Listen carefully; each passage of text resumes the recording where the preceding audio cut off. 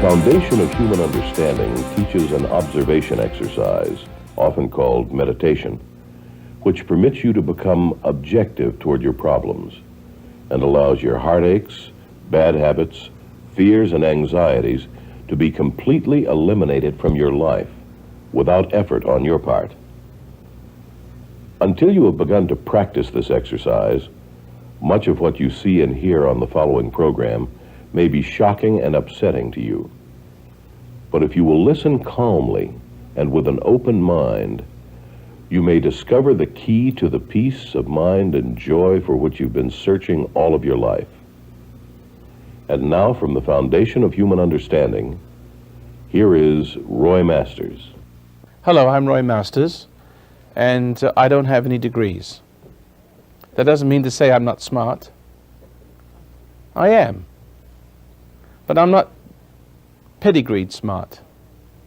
I've always known that knowledge is a form of ignorance. And that once you lose yourself in knowledge, thinking that you get smart, you're only smart because you think you're smart. Yes, you think that you're smart, but you're not smart. You're just involved in mechanical thoughts and ideas, and from that point onwards, you've lost something called understanding, the ability to put ideas together, the ability to reach for ideas and discover new things like Einstein. We're all capable people like Einstein, but something's happened to us. The school system, your church, your parents, victims of the school system, the political system, and the church, have lost that understanding with which to bring you up. And that's what you saw missing in your parents. That's something missing called love, a brightness. As a matter of fact, you might have been threatened, you might have threatened their dumbness, their idea of what smart was. And they might have reacted to your innocence and your perception and put your lights out. Made you think that simply knowing without knowing why you knew was wrong. That it was wrong to see something wrong with them, which there was. And so you thought there was something wrong with seeing something wrong with them. After all, they were your parents, they were authorities, they're supposed to know. And they gave you the idea that you didn't know and they did. That was the biggest mistake you ever made in your life. Does anybody understand what I just said? How many people understand that? Honest. Good, see? I'm trying to make something simple for you, if you don't mind. I'm going to be speaking to you this evening about some very interesting and simple principles. And I invite you to stop me anytime you want to. It's probably you wanted to stop me already. And dialogue with me and disagree with me agreeably. Ask me to explain what I mean by whatever it is I say. But I'm going to show you some very simple principles, just like I did just now, didn't I? Isn't that very basic? Isn't that when you were a little child, you had it, and now you're older, you don't have it? And now that you don't have it, you think you do. And you become a parent. See? And that's the problem. This is what's wrong with the human race. We had it, and the day we're born, or pretty close to that time, we lose it. Some of us don't lose it completely. I was very fortunate. I didn't lose it at all. Somehow, they just couldn't lay it on me. I just kept laying it on them back, and they don't like it to this very day. Now I'm not a little child anymore, looking through those original eyes and disturbing the hell out of those people. It's a war of the worlds is what it is. Where I'm coming from is at war where they're coming from. And they hate me. They hate you. They've always hated you. They've always hated your brightness. and your childlike innocence? They. Who are they? The great unwashed masses, the leaders, the preachers, the rabbis, all the educated ignorant. As I said, knowledge is a form of ignorance, a form of thinking yourself wise in your own eyes, but forgetting the truth that you're not, and never wanting to face it by gathering to yourself more knowledge, heaping to yourself religious verses and chapters, thinking that you can make things right that's gone wrong by the great amount of learning that you acquire. All following me so far? Isn't your problem that you are a victim in this battle for your mind? And you thought you were dumb, and you thought that they knew, and you tried to know and to become like them, and you couldn't make it? How many people understand what I'm saying? More than you can shake a stick at. Now, here's the good news. I'm waiting for your questions, and I'm waiting for your... but I seem to be homing in on the right beam, right? See, now, do we see that there's a war for your spirit, and that 6 billion people, how many people on the planet? 6 billion people? And how many of them have gone down the path to destruction? Suicide, accidents, mental illness, depression, murder, drunkenness, alcoholism.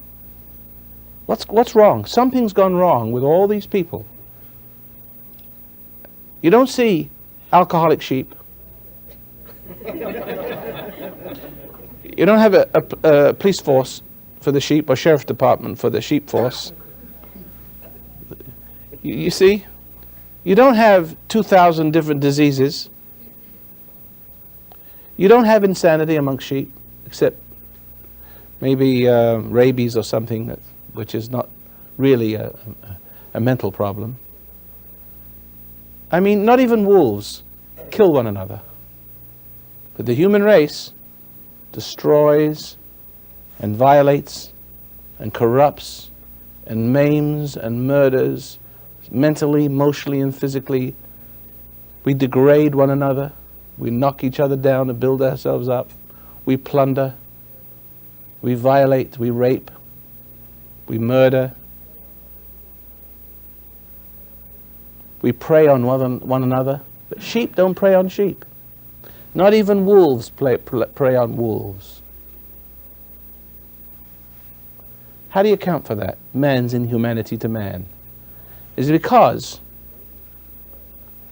the mind of those people who prey on others has been altered, brainwashed, and the spirit of the dark side of the force lives in them, and they have no life of their own except they take yours? And we're going to discuss these things, if I can get a peep out of you. Yes. Oh, we have a young lady. Whew, I thought I was going to talk all night. I was just running out of juice. I've had experience like that, when I have, friends, so-called friends, and when so-called friends. Yeah, and when I was, going along with their wrong and stuff like that, they really didn't look for me that much, and I used to hang out with them. When you were going along with their wrongs, you didn't what? They didn't used to look for me as much. They could do with or without me, and I was, because we'd all comfort each other and stuff like that. But now it seems like, I'm trying to back away from them and try to stay by myself and do what's right. And it seems like they're all coming to me now, because it's like you drop out of the church and you start to see what the church is like. Everybody wants to come and save you and tell you that you're going to go to hell and damnation if you don't go back to the church. The truth of the matter is they're discovering that they are, you see, you've got two innocent eyes looking at people and you make them uncomfortable. Yeah. When you set a good example, you set everybody on fire. Yeah. But they want to rescue you, don't they? Yeah, but they're really rescuing themselves. Out, And if they can't rescue you, they'll kill you. Yeah. They want to kill you. Now listen, I'm not being fanatic when I'm saying this, but let me just for a little fun here. We got 100 people here tonight. How many people can look back into their past and really believe that their mother or father wanted to kill them? Come on now, whole show of hands. 1, 2, 3, 4, 5, 6, 7, 8, 9, 10, 11, 12, 13, 14, 15, 16, 20. 20%. That's what, those of you who can remember that. But there are those of you, that's killing, right? What about emotionally destroy? All right, we got the rest of you. Now let's be honest. They wanted to kill you mentally, emotionally, and physically. In other words, they destroy you so completely in such a manner that really they'd look innocent. Like you had an accident, or you'd have some emotional breakdown, and they try to help you, but while they're helping you, they were really pushing you down even further. How many people understand that? Yeah, that's right. And you see it going on all the time, don't you? See, I know a lady in a restaurant, big hunky lady, with a big fire ant head. You know, big head, like a fire ant. You know what I mean? Look fierce. And she used to serve me in this restaurant, and I said, you know something? And she was so sweet and so overly sweet. I said, I bet you're a killer with your kids. She didn't like that. She heard me on radio. I said, I know that your kind of person is very destructive to the souls of your children. And I used to give her some real hell. And I'd give her a tip to hold her attention. Big one. So she'd listen. And she even came in one time for counseling. But she'd never tell the true story of her life. But one of her sons came in, emotionally destroyed completely, in a halfway house, totally destroyed. And I told him, I said, I knew your mother, and I knew she'd done this to you. And he broke down and cried, and he knew it was right. He said, but I have a brother who committed suicide too. He said, I'll drive you to suicide if you don't conform. See, it's like a brainwashing. You know, Rajneesh used the techniques you'll find in every home. You know who Rajneesh was. He was a master brainwasher. He held himself out as the perfect master. And if you didn't understand what he said, of course he would say something's good, but then something's not good, right? And if you didn't understand that and accept it, then there was something wrong with you, not something wrong with them. And that would make you doubt yourself, and make you think, after all, he's the parent.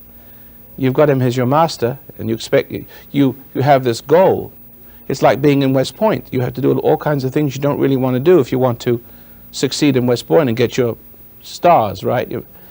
But the point is, if you it's only because you have a goal of being religious and attaining to where the master is, or you have a goal because you want to be a 3-star general, that you allow yourself to be subjected to these things, you see. If you didn't really care, you say, to hell with you, I'm not going to do that. I don't care if I don't get my stars, and you walk away. But as a child, you can't do that. With a guru, well, if you want to go to heaven, you have to do as you're told. If you want to get your general stars, you have to submit to that sort of thing, and then you get brainwashed. So now I've explained your problems. Start to meditate. With this meditation is like no other.